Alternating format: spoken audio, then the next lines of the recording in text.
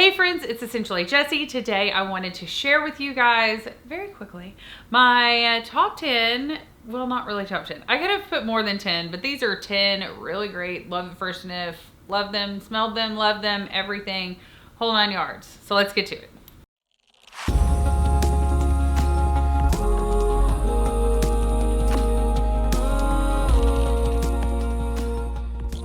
So these are 10 fragrances that when I smelled them, I knew I loved them.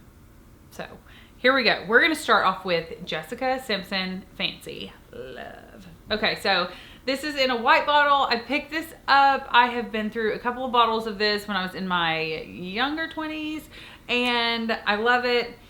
It's great. Like, I think I used to buy this at some discount store, kind of like TJ Maxx or something, but I love this fragrance. It was love at first sniff. It's very caramelly, kind of like her original Fancy, but it's a little bit different. So love at first sniff, number 1 is Fancy Love by Jessica Simpson. That was my only celebrity fragrance. The rest of them are all niche or designer. So next up, love at first sniff, Valentino's, what's it called?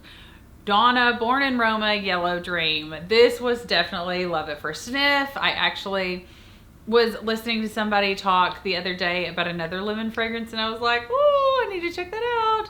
I'm almost halfway through this bottle. This is just that good. I love it. I like shower myself in it.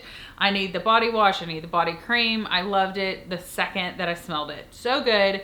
That is Valentino's Donna Born in Roma Yellow Dream. I have a battle on this versus the original Donna Born in Roma, and I will link that in the description box below. Next up is Lira Casa Marati. It's Xerjoff's Lira. This is so good. It's so good. It's so good. It's so good. This is also, I can't spray all these because I will like end up with perfume in my mouth, but this is one of my favorites. I love it. I'm gonna put it on my perfume tray for this week and I cannot wait to pull this out. I didn't really wear this much in spring summer, but now that it's fall winter, yes, give me all the Lira. This was definitely love at first sniff. I was blown away by the packaging. I remember opening it up and just being like, oh, like, I don't know, butterflies flew out of the box and there's light shining down from heaven and everything was so good. Love this fragrance. Drop me a comment below if you have some love at first sniff fragrances. Like, what fragrances did you smell and you're like, wrap it up? Like, I'm getting it, wrap it up. Lyra was like that for me. So anyway, let me know in the comments below. Next up is Tom Ford. This fragrance is Noir Parfum. I am in love, and this was definitely love at first sniff. This was one of my very first, like, really I don't know, really niche-esque type fragrances. Tom Ford Noir Parfum was love at first sniff. It is very different. This is a darker, more like smoldering vanilla. It's very what's the word I'm looking for, spicy and beautiful and unisex. So if you're a guy and you're watching this, you can buy this for your wife, and if she doesn't like it, you can steal it for yourself, because the only thing that it says on the front is Tom Ford Noir. It does not say Parfum. So get your notes on this. It's so good. This was love at first sniff. This really was kind of dipping my toe out of the world of flowers and sugar and caramel into the grown-up fragrance game for me. And my friend Jamie showed me this fragrance. I loved it. I do like, there's little notches kind of. There's one on this side, or I guess 2 on this side and 2 on this other side. Not really sure what that's all about, but this is a really cool fragrance. I love the packaging. I love Tom Ford. We all know that. And yeah, Tom Ford Noir Parfum. Next up, I have another Tom Ford. I know, don't come for me. Just drop me your comments in the comment area below about what your top 10 love at first sniff are. I just happen to have 2 Tom Fords. I'm sorry. There are probably 20 other fragrances that I could have put on this list. I'll probably do a part 2 to this sometime soon. Soleil Blanc, Tom Ford. You guys know I'm here for the Coco de Mer. I'm here for the everything. I think I'm going to Key West, and I think I'm going to take this one with me. I'm trying to figure out like what perfumes to take and which ones to leave behind. I may have to make a decant of a few of them, but I just feel like this fragrance screams Key West, don't you? If you were going on a summer tropical vacation for like 3 to 4 days, what fragrance would you take with you? Drop that in the comments below. I want to know. I'm trying to decide. I have a lot of fragrances. I'm just trying to figure it out. So Tom Ford Soleil Blanc, love at first sniff. I smelled this in Miami from one of those big flacons, and wrap it up. Like this, just wrap it up. I know. I had bought the Eau de Soleil Blanc. I actually have a battle video between the two of those. I'd purchased the smaller travel size of that. That also might be something that I need to take. I had bought the travel size of that. I really liked it. People rave about Eau de Soleil Blanc on Facebook, on YouTube, and Fragcom and all of those places. But it just doesn't speak my language. It's a little too citrusy and light for me, which this one doesn't have great longevity either, but it's just warmer and fuller, and I don't know, that one is brighter. Watch my review. I'll link it below, or the battle video between the two. But this one is just really speaks to me. So that is Tom Ford Soleil Blanc. I guess this is technically my top 5.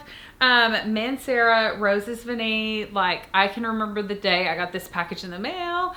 I thought, oh my goodness, I can't wait to smell it. And then I smelled it, and then I was like, okay, so glad I bought this. It's just that good. It is deliciously, wonderfully perfect. I'm actually going to do a battle video between Roses Venere and Chocolate Roses in a minute, so be watching for that one. I'll get it out to you guys as soon as it gets edited. But anyway, Roses Venere, so good, so delicious, so wonderful. I love everything about it. Anyway, and I really like Mancera. Like, their fragrances last, they have good longevity, good projection, good everything. But this was definitely love at first sniff, and I just wasn't sure because I'm not typically like a rose person, but they're doing rose in so much more modern ways, and this is just an example of one of those more modern rose fragrances. Another one that you guys probably thought would be on this list because it was definitely love at first sniff. I just got this maybe 2 or 3 months ago as soon as it came out. This is Utopia by Kollie. This is the one in the light pink bottle, and it's called Utopia Vanilla Cocoa 21, and it's so good. Like, this was I might take this one to Key West. I don't know. I'm trying to figure out which one to take on vacation. I don't want to take a ton of fragrances because I don't want them to like bang together and break. But I've already used a 1/4 of this fragrance, and I've had it maybe 2 months, I think. It's so good. It's, oh.